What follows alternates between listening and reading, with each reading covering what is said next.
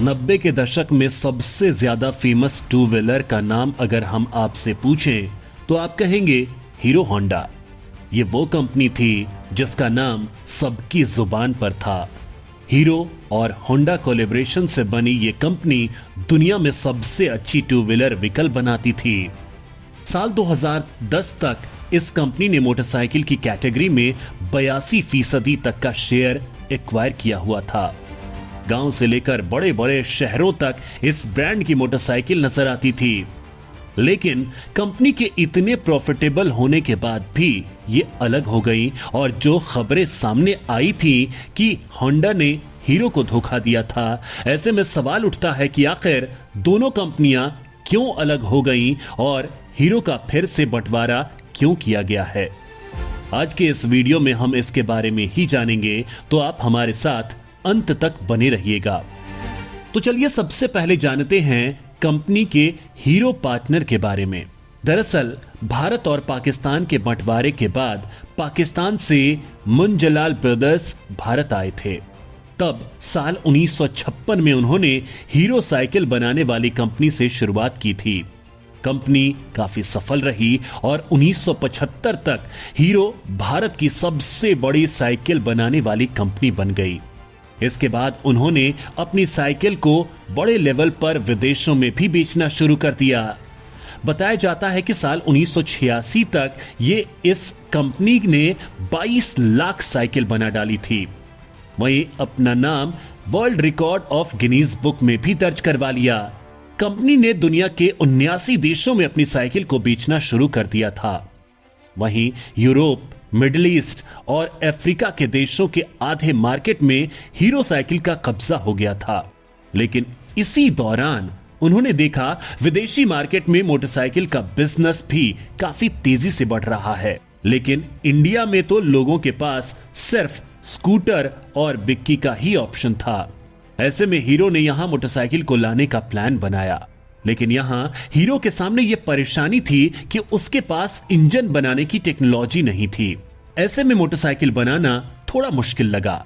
फिर हीरो ने होंडा के पास जाने के बारे में सोचा, क्योंकि उस वक्त जापान की कंपनी होंडा दुनिया भर में मोटरसाइकिल के बाजार को लीड कर रहा था। दोस्तों, उस समय भारत में लिबरलाइजेशन भले ही नहीं आया था, लेकिन उस समय गवर्नमेंट इंडियन कंपनीज को यह मौका देती थी कि अगर वो चाहे किसी भी विदेशी कंपनी के साथ टाई अप करके इंडिया में अपना बिजनेस एक्सपेंड कर सकते हैं। तब मुंजलाल ब्रदर्स ने होंडा के पास अपना प्रपोजल भेजा जो उसे पसंद आया, क्योंकि उस प्रपोजल के जरिए होंडा को इंडियन मार्केट में प्रवेश करने का एक अच्छा मौका मिल गया था, जिसे होंडा भी गंवाना नहीं चाहता था। अब दोनों कंपनीज ने 1984 में एक दूसरे के साथ हाथ मिला लिया।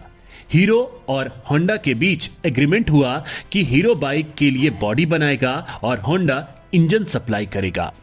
इसके अलावा इस डील में उन्होंने एक एनओसी भी साइन की थी, जिसके अनुसार दोनों कंपनीज फ्यूचर में कभी भी एक दूसरे के सामने अपना प्रोडक्ट लॉन्च नहीं करेंगी, जिसके बाद यह डील फाइनल हो गई। यहीं से शुरू हुई भारत में हीरो होंडा की कहानी। हीरो होंडा का पहला प्लांट हरियाणा में बनाया गया, जहां से दोनों कंपनियों ने मिलकर तुरंत ही बाइक की मैन्युफैक्चरिंग करनी स्टार्ट कर दी और भारत में पहली मोटरसाइकिल CD100 साल 1985 में लॉन्च की गई। ये बाइक बहुत ज्यादा पॉपुलर हुई क्योंकि बाइक इंडिया में एक नया कॉन्सेप्ट था जो लोगों को बहुत पसंद आया, और दूसरा इस बाइक का माइलेज बहुत ही शानदार था। इसके अलावा इन्होंने इस बाइक को उस प्राइस सेगमेंट पर लॉन्च किया जो हर मिडिल क्लास के लिए अफोर्डेबल हुआ करता था। साथ ही इन्होंने अपना मार्केटिंग कैंपेन भी प्रभावी तरीके से तैयार किया था। इनकी टैगलाइन थी feel it, shirt it, forget it, यानी पेट्रोल भरो और भूल जाओ। इस टैगलाइन का भी लोगों पर काफी असर हुआ और जनता इस बाइक की दीवानी हो गई, क्योंकि उन्हें स्कूटर वाला माइलेज इस बाइक में मिल रहा था। भारत में दोनों कंपनी बहुत प्रॉफिट कमा रही थी, सब कुछ अच्छा चल रहा था, लेकिन अचानक जापान में करेंसी में उछाल आ गया, जिसकी वजह से जितने भी स्पेयर पार्ट्स जापान से आते थे वो काफी महंगे हो गए और हीरो होंडा को अपनी बाइक अफोर्डेबल बनाने में काफी दिक्कतें आने लगी। उनकी परेशानी यही नहीं रुकी क्योंकि दूसरी तरफ कई सारे कॉम्पिटिटर इंडियन मार्केट में आ चुके थे, जैसे सुजुकी, यामाहा, बजाज और टीवीएस। इनकी बनी बाइक्स भी लोगों को पसंद आने लगी थी, लेकिन ये सारे ब्रांड्स शहरी इलाकों में रहने वाले वेल्दी कस्टमर्स पर ही फोकस करते थे। वहीं हीरो होंडा का main focus high middle class और लोअर मिडिल क्लास कस्टमर पर था। उनकी बाइक सिर्फ शहरों में ही नहीं बल्कि गांवों में भी बिकती थी। ऐसे में वो बाइक की कीमत को बढ़ाना नहीं चाहते थे। तब उन्होंने एक अफोर्डेबल सॉल्यूशन निकाला और कंपनी ने लंबे समय तक लॉस में रहते हुए भी बाइक्स को बेचा। लेकिन 1990 में जब जापान की करेंसी स्टेबल होने लगी तो हालत फिर से सुधरने लगे और देखते ही देखते कुछ ही समय में हीरो होंडा एक बार फिर से अपनी बाइक पर प्रॉफिट कमाने लगी। अगले कुछ ही सालों में कंपनी का प्रॉफिट $10 मिलियन को भी क्रॉस कर गया, जो कि उस जमाने में एक बहुत बड़ा नंबर था। लेकिन फिर से कुछ परेशानियों ने आकर कंपनी को घेर लिया।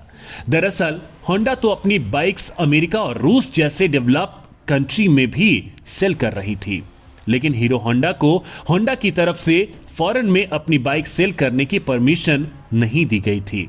यानी वो अपनी बाइक को बाहर विदेशों में नहीं बेच सकता था, क्योंकि डील में यह तय हुआ था कि ये दोनों कंपनी विदेशी मार्केट में एक दूसरे के सामने बाइक नहीं उतार सकती थी। हीरो होंडा को सिर्फ नेपाल, भूटान और बांग्लादेश जैसे आसपास की कंट्रीज तक ही अपनी बाइक को एक्सपोर्ट करने की अनुमति थी, लेकिन हीरो कंपनी इंटरनेशनल मार्केट में अपनी पोजीशन चाहता था। इन सब को लेकर दोनों के बीच तनाव पैदा होने लगा। हीरो अपने प्लान को एक्सपेंड करने के लिए सॉल्यूशन देखने लगा, वहीं हीरो को यह पता था कि इंटरनेशनल मार्केट में जाने के लिए खुद के बलबूते पर खड़ा होना बहुत जरूरी है।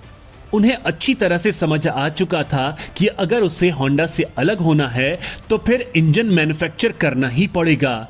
हीरो ने हीरो होंडा के हिस्से का जितना भी प्रॉफिट मिलता था वो उसके एक बड़े हिस्से को इंजन बनाने में खर्च करने लगा, जिसकी वजह से हीरो और होंडा के बीच में दरार और भी ज्यादा बड़ी हो गई।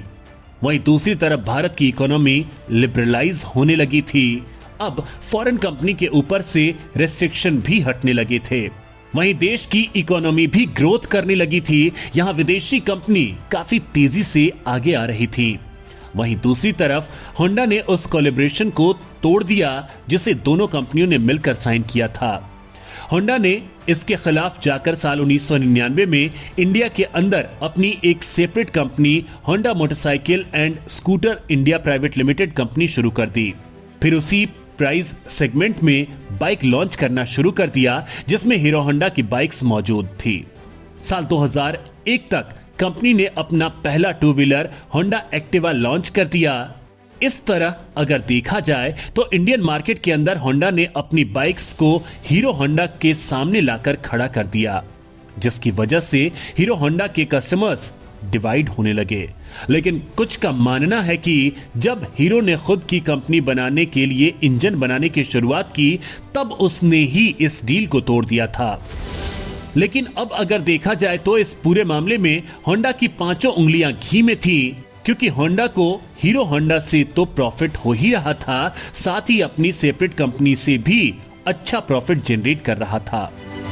इन्हीं सभी प्रॉब्लम्स से परेशान होकर हीरो ने होंडा से अलग होने का फैसला कर लिया और फिर 2010 में जाकर दोनों ही कंपनियां अलग अलग हो गईं और हीरो होंडा कंपनी में दोनों ही कंपनीज के 26% शेयर थे, जिसमें से होंडा ने अपने 26% शेयर को हीरो को ही बेचने का फैसला किया और हीरो कंपनी के प्रमोटर ने $1.2 अरब में यह शेयर खरीदकर अपनी नई कंपनी हीरो मोटोकॉर्प के नाम से शुरू की। लेकिन जब हीरो ने अपनी अलग कंपनी शुरू की थी तो लोगों ने कहा था कि हीरो सरवाइव नहीं कर पाएगी, लेकिन हीरो सभी की गलतफहमियों को दूर कर दिया और होंडा के बिना आज के समय में भी हीरो दुनिया की सबसे बड़ी मोटरसाइकिल बनाने वाली कंपनी में शुमार किया जाता है। फिलहाल हीरो 40 से ज्यादा देशों में अपनी बाइक को बेच रहा है। वहीं आज दुनिया की बेस्ट मोटरसाइकिल बनाने वाली कंपनियों में हीरो का नंबर 10वें नंबर पर आता है। लेकिन पिछले कुछ समय से हीरो मोटोकॉर्प को कुछ परेशानी का सामना करना पड़ रहा है। वहीं उसकी सेल 1% तक ही रह गई है। इसका यह कारण भी है कि बजाज और टीवीएस ने भी 100 से 125 सीसी इंजन की बाइक मार्केट में लॉन्च कर दी है। वहीं धीरे धीरे टू व्हीलर इलेक्ट्रिक में बदलती जा रही है। इसके अलावा साल 2010 में हीरो होंडा का ही बंटवारा हो गया था, बल्कि हीरो मोटोकॉर्प और हीरो इलेक्ट्रिक का भी बंटवारा हो गया था। हीरो इलेक्ट्रिक आज पवन मुंजल के भतीजे नवीन मुंजल के पास है। हीरो इलेक्ट्रिक के पास Hero brand name global rights green fuel category में है, यानी वो ग्रीन व्हीकल तो बना सकता है लेकिन हीरो नाम इस्तेमाल नहीं कर सकता। हीरो इलेक्ट्रिक अभी शेयर मार्केट में लिस्टेड नहीं है, लेकिन ये इलेक्ट्रिक स्कूटर लॉन्च कर रहा है। लेकिन यहां भी परेशानी है। दरअसल हीरो मोटोकॉर्प ने हीरो इलेक्ट्रिक के बिना परमिशन के इलेक्ट्रिक स्कूटर लॉन्च कर दिया, जिसके कारण हीरो इलेक्ट्रिक ने उस पर केस कर दिया। लेकिन अब सुनने में आया है कि उसने ये केस वापस ले लिया है। दोस्तों, हीरो इलेक्ट्रिक के पास राइट्स है कि वो ग्रीन व्हीकल के नाम पर कोई भी व्हीकल्स मार्केट में उतार सकता है, लेकिन हीरो मोटोकॉर्प ऐसा नहीं कर सकता है। यही कारण है कि हीरो मोटोकॉर्प के शेयर गिरते जा रहे हैं। वहीं दोनों हीरो भाइयों के बीच लड़ाई का फायदा दूसरी कंपनियां उठा रही हैं। ऐसे में अगर हीरो मोटोकॉर्प को मार्केट में बना रहना है तो उसे या तो हीरो इलेक्ट्रिक के साथ समझौता करना होगा या दूसरे नाम के ब्रांड के साथ इलेक्ट्रिक व्हीकल को मार्केट में उतारना होगा। अब देखना होगा कि हीरो मोटोकॉर्प करता क्या है। इस बारे में आपका क्या मानना है, हमें कमेंट बॉक्स में जरूर बताएं।